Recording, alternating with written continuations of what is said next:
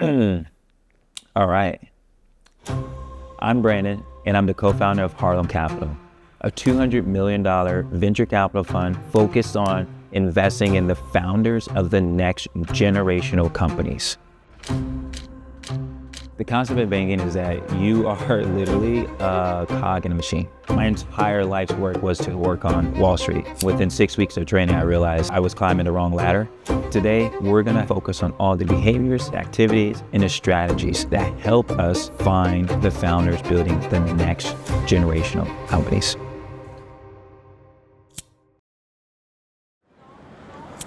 What we got going on today? Today, big day. We're at the office right now. We're fine-tuning a few things. We're gonna check out a few spots in Soho that I've been meaning to go to. Then we're gonna head to the second office, and I got an entire lineup of back-to-back calls with founders, helping them scale their business or think about fundraising, etc. And I also want to talk to you all about my newest deal.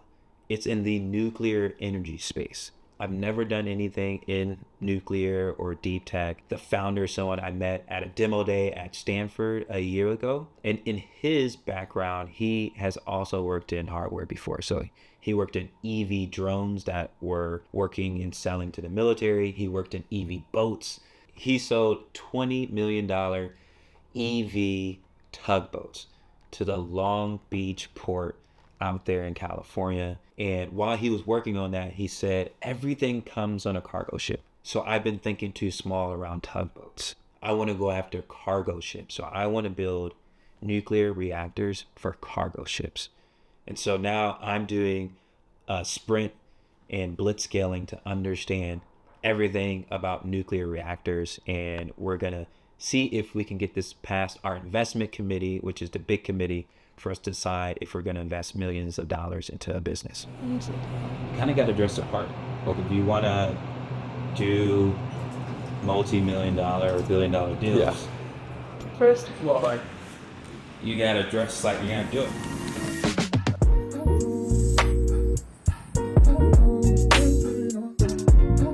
Maybe we'll say hi to my boy real quick. How are you? Good, we're getting back into content. Cool, very cool. It's been a while, eh? I know, it was right before Thanksgiving. Yes, that's right. Oh, nice to see you. We're gonna be shooting a lot more content, so I might be stopping by. Yeah, please do. How did you decide VC investments is something that you wanted to pursue? What was it that drew you to the world of investing?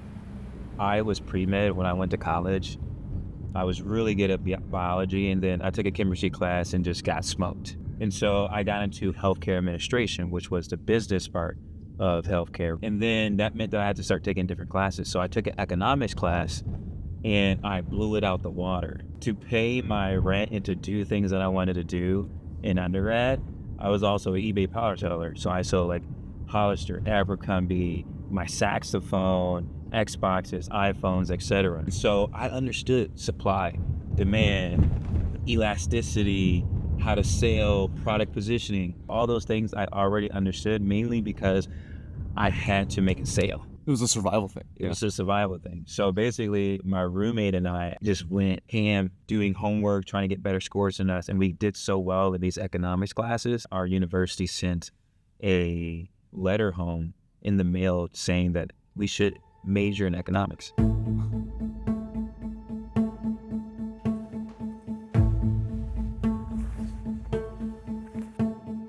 We'll back channel with them. The great founders fundraise through others. Here's what we do. Here's why we do it. You send me the call notes that you had with the investor. I happen to be in San Francisco next week. That company just got announced for $2 billion valuations. Wow. Let me know when you're ready. Yeah, we're going. This is one of the hardest things about investing is you have what's called an anti-portfolio. And an anti-portfolio is either a deal that you passed on where it says like, hey, ABC company said, I want to raise money. And you said, we're not going to give it to you. Or it was a super competitive investment and you lost the ability to invest in a company. Like they didn't have room for you. In this scenario, this is the second scenario where I was a second or third choice. I probably, if I wrote a smaller check, I could have invested, but I didn't. And what happens is, so a company just 2 years and some change ago that I was going to invest in the early stage seed round is now worth $2 billion. The business is called Rain. Rain is using crypto technology for cross-border payments. And amazing CTO, Charles Knott, who I've been tracking for time and time again for years. I'm about to send him a congratulatory text. Dude, you are the best. You deserve this. This is so amazing. The lesson here is even when you miss out on big opportunities like this, you still should say a congratulations. You should still support these people because these things happen over and over again. This is all about building trust, building relationships, putting amazing people on your radar and just genuinely being super proud of them, excited for them. And hopefully that earns you a way to be a part of their journey sometime in the future. Mentally, like, what does it feel like to know that you could have, you almost did, and you didn't, versus when you do get one? So I said this earlier, there is no shoulda, woulda, or coulda. We have to remove those things from our vocabulary and our consciousness. Missing this deal, if you will, adds to my confidence that I am seeing some of the best companies being built in the world. The second thing I need to do is win those deals. And so winning those deals is one of the reasons why I started this channel, is that leveraging of media and storytelling and brand, specifically when AI is around, the only thing that matters is agency. Everyone can start a brand now. Who will? Everyone can put out a YouTube video. Who will? Everyone can have a podcast.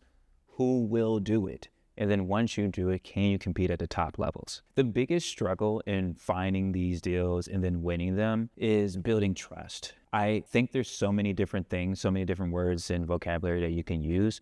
But what I'm using and what I'm pushing with our firm is trust. For example, Charles trusted that another firm can get him to $1 billion valuation better than Harlem Capital. My job is to start to whittle down the concerns and build up the trust. Trust is doing things that like move the needle before you're on a cap table. And a cap table is the list of investors that give capital to companies, and we call it a cap table.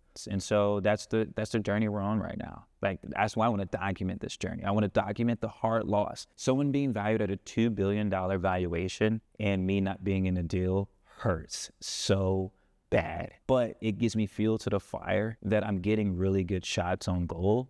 And eventually one of those goals is going to go in. And guess what? We're going to do a flashback to this moment and see that Brandon was right. Brandon had a good attitude. He had a growth mindset, and he caught lightning in the bottle. And here's what happens. Here's the real takeaway. Once you capture lightning in a bottle one time, you're orders of magnitude more likely to capture lightning in a bottle in the future. Like, winning begets more winning. A players only want to work with A players. Winners only want to work with winners. And so if we can continually show that we have the capability of winning, that will lead to better companies, that will lead to more investment in our fund. That'll be a flywheel effect.